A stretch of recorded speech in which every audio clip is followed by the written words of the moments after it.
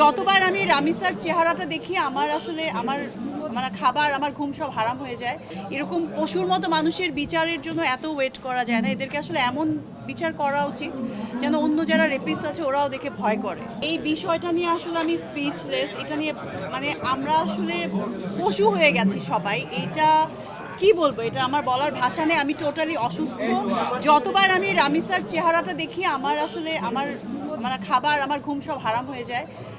কি করব, জীবন তো চলতে হয়, কিন্তু এভাবে আসলে এটা কন্টিনিউ করতে দিলে এরপর আমাদের গায়ে আসবে। এটাও আমাদেরই সবার বাচ্চা আসলে।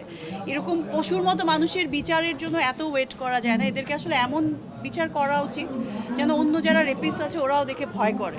সো এটা যেন স্টপ হয়। এই দায়টা যে কার আসলে এটা অনেক কঠিন একটা ব্যাপার এবং অনেক বিশাল একটা আলোচনা। এখন আমি অন্য একটা আসলে সাবজেক্টে কথা বলছি, বাট এটা খুবই মানে দুঃখের, খুবই কষ্টের।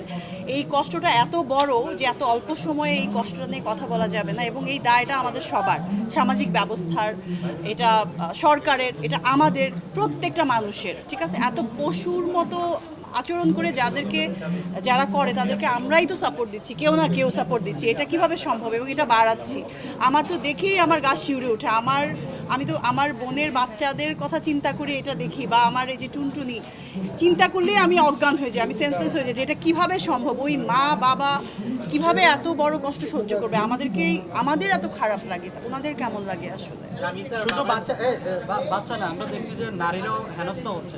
আপনি কতটুকু নিরাপদ মনে করেন নিজেকে বর্তমানে?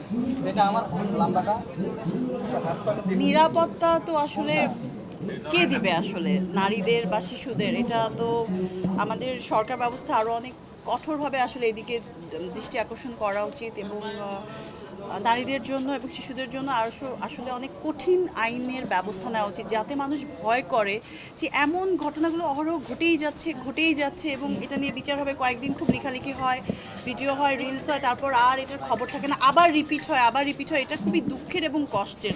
এরকম যদি হতে থাকে এই দেশ বসবাসযোগ্য আসলে থাকবে না, কেউ নিরাপদ না তাহলে।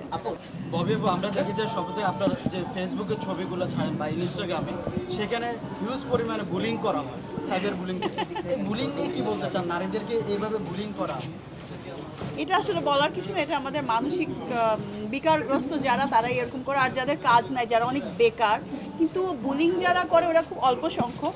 যারা অনেক এপ্রিসিয়েট করে, ভালো ভালো কমেন্ট করে, ওদের সংখ্যাটা অনেক বেশি। সো দুইটাই যদি আমি ব্যালেন্স করি তাহলে আমি ওইদিকে আসলে নজর দেওয়ার মতো সময় আমার থাকে না। আচ্ছা,